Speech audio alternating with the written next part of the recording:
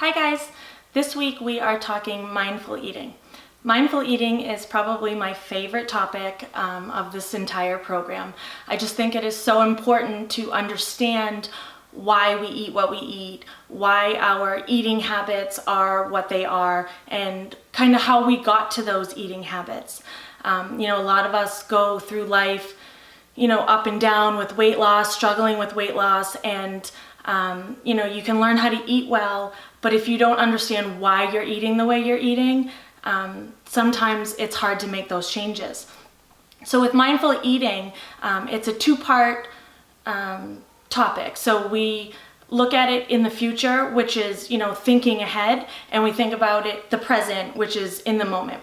So with future, that kind of goes with meal prepping, being prepared, maybe cutting up your fruits and vegetables, having your foods readily available, making shopping lists, going shopping, planning out your meals for the week, knowing what your work schedule is going to be, because that can really, attribute to knowing where you're going to be to eat your meals, knowing if your kids have sporting events, knowing when your workout schedule is going to be so you can plan what you're going to have for your pre and post workouts.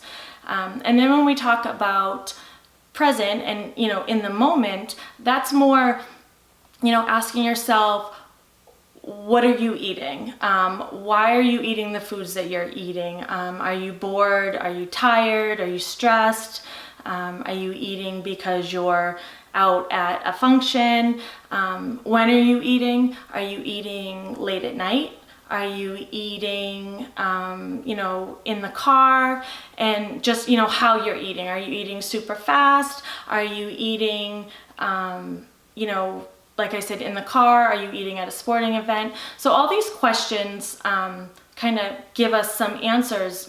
Food tells a story, and if we understand why we're eating what we're eating, it helps us to make those changes. It helps us to be more mindful, to make changes and be able to implement those into our lives moving forward. Eating for the most of us is more of a social event. We have family gatherings and holidays, and a lot of people, get together on weekends, or, their dinner is their main meal that they get to sit down with family, and it's a social event. And a lot of the time, those being in those social settings, can make it so it's not so easy for us to stay on track with our goals. So you need to kind of take a step back and say, well, why am I eating this? Am I eating just because I'm at this social event? Or, am I actually hungry? Do these foods that I'm about to eat, do these line up with my goals to keep me on track? These two things definitely go hand in hand. So planning ahead and, being mindful in the moment, coincide with each other. So say if you were working all day and you had to go right from work to a child's sporting event, and you did not plan ahead, you did not prepare something, you didn't pack a dinner to bring with you to eat at the sporting event. Now you're tired, you're stressed, maybe you're feeling a little bit anxious because you don't have any food prepared, any good choices. So that's when you're more likely that you're going to make a bad choice. You're going to grab something at the food stand that they have at the sporting event. And again, not lining up with your goals and helping to keep you on track with where you want to be with your fitness. So mindful eating is all about reflecting and assessing, thinking about why you ate something, thinking about where you were, what events led up to that moment when you ate what you ate. It helps us to understand more why we are doing what we're doing. Some tips that we like to give is, rule of thumb, eat slowly. Eat until you're 80% full. Some people say, well, how do I know what 80% full is? If you eat slowly and you enjoy your food and you take your time. You know, maybe put down the fork.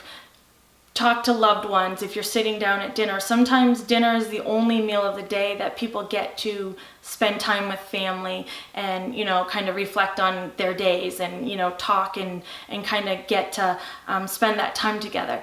Enjoy your food. Chew your food. Really enjoy what you're eating. So many of us eat so quickly that we don't get to even enjoy our food. Our brains give off a chemical called leptin, and it tells our body that we're full. But from the time that we start eating until the chemical is released can be 20 minutes. So if you're eating super fast, you're not giving your brain that time to release the chemical and for our bodies to get the notice that we're full. And by that time, it's too late. You've already probably eaten too much, overate. Now you're gonna feel uncomfortable. You might even be regretful that you ate too much, and you just, it's kind of a spiral. So we always try to say, eat slowly, chew your food, put down your fork, try to eat till you're 80% full, give your body that time to release that chemical and really, let us know that we're full, that we don't need to eat anymore. So this week, we want you to write down some notes in your food logs. There's a notes section at the bottom. I know a lot of you already use them. Just kind of jot down some emotional notes. Maybe where you were when you ate certain things. Were you in the car? Were you sitting down to a dinner with family? Were you out at a party? Maybe how you were feeling when you ate that. How were you feeling leading up to what you ate, and how you felt afterwards. So just give us some of those emotional notes, and it will help you to kind of figure out what those patterns are. If you notice that, every time you tend to grab those high carb items, that you notice that you were either stressed out or you were really tired, and that might be a habit that you go into all the time, and jotting those down, making a little journal or writing them in your food notes so that we can see them also, will allow you to pick up on some of those patterns that you might not even know that you do.